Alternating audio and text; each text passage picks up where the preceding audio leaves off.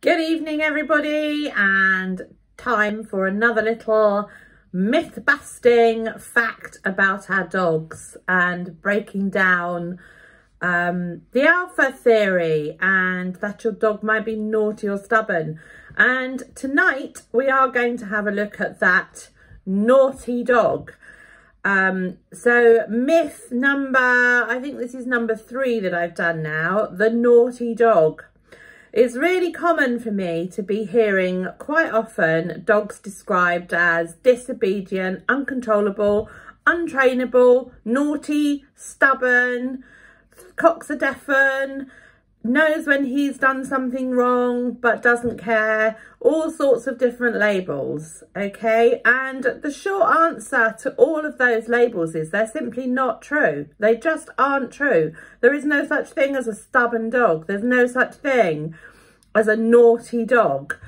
If your dog is ripping up his blanket, jumping all over your visitors, raiding your work surface, digging holes in your flower bed, etc., etc., he's honestly not deliberately naughty. So our dogs are not born knowing how to live in the human world. They're dogs. They're a different species to us, and they have a whole separate library of needs, really. To our own needs is the best way of describing it. And of course, we're humans, we're a different species. We don't understand necessarily what their needs are, and our expectations are simply unrealistic or too high when we bring a puppy or a new dog into our lives as to what their behavior should look like. They're absolutely not born knowing how to fit into our world. It's our duty, if we decide to go out and get a puppy or a dog, to teach them how to live in our world. And their behaviour, we need to recognise that their behaviour is affected by a whole range of different factors, such as their genetic makeup, their genes, you know, including their own unique personalities, just the same as ours. Their early life experiences will also have a knock-on effect as to what behaviours we're seeing, how they're feeling on a day-to-day basis, how what their emotions are, frustration, boredom, fear, etc., etc., are going to have a huge effect on the behaviour that we're seeing with them. So what we need to do, instead of labelling our dogs, because the trouble with labelling your dog is, if you label him and you're calling him by that particular name on a daily basis, what you start to do is believe that he is that particular way. And then what that does, you know, say for example, you've labelled your dog stubborn, you're going to start thinking, well, my dog is stubborn, my dog's not capable of doing this, or my dog is not capable of doing that. So really be careful about how you're labelling your dog, because it limits your beliefs. And that will have a knock-on effect on your ability to train your dog too. And his ability, of course, to reach his full potential if he's been labelled incorrectly. So what we need to do is look at why our dogs are behaving the way they are. They're all individuals, as I say, and if we absolutely have a look at what's going on, we'll understand that what we need to do is change the way our dog feels and therefore change his behaviour. So often the reason he will be acting up is because he's feeling frustrated, or he may not even be feeling very well on that day. I don't think very many people think about that. Often dogs live with constant gut issues or constant pain, and of course they can't tell us, we're not aware of it, and being the stoic creatures they are, they often just get on with it. We're not aware. So one of the first things I say to owners, if their dog is really playing up in their eyes, is to go get a thorough vet check. And it's something we always discuss in my behavioural one-to-ones that we do. So seeking professional help where you need it, you know, you either seek the help of a vet if you think that your dog may be feeling under the weather, or seek the help of a behavioural practitioner to help you get to the bottom of what that emotion may be, why your dog is behaving the way he is.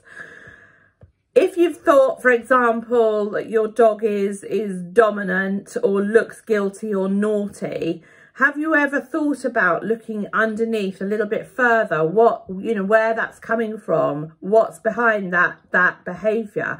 Instead of thinking, say if your dog growls at you, for example, if you touch him, oh, he's being dominant. Instead of thinking that, think, well, he doesn't like me touching him there. I wonder why that is. Maybe I need to investigate it a little bit further. And then you'll start to get somewhere with helping him and getting his behaviour a lot better, because he's going to be feeling better. And also, therefore, your relationship is going to be better. It can be very difficult and confusing for dog owners, I know, to get the right knowledge that they need. You can Google everything these days, but you don't necessarily, if you're not an expert, you don't necessarily end up gathering the information you need. In fact, even worse, you can gather the wrong information, which will then easily lead to misunderstanding with what's going on with your dog. And it's really important to understand what's going on with your dog. It really is important to understand what's going on with your dog, because if you start to understand that your dog is a living being with needs of his own, just the same as we have, and he needs to be able to make choices. We obviously need to guide him with the choices he's making.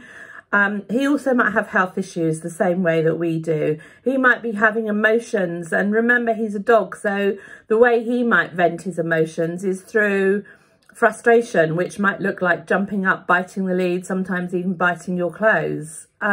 What we need to find out first and foremost is what's going on for him. The last thing we need to do is label him as naughty or stubborn, because then we're just going on this hamster wheel round and round and round and not getting anywhere. And for all you know, your dog could be feeling pain or unwell, or, you know, conflicting emotions that he doesn't know how to express. And then you're not actually recognising what's going on with him or how you can deal with it to improve that behaviour and help his life get better and yours as well. So, myth number 3, there is no such thing as a naughty dog, a stubborn dog, or a dog that's deliberately out there to upset you. Always, always, always look into what is going on for your dog. Find out, and then you're on the road to a great future together. Okay, guys, that's myth number 3.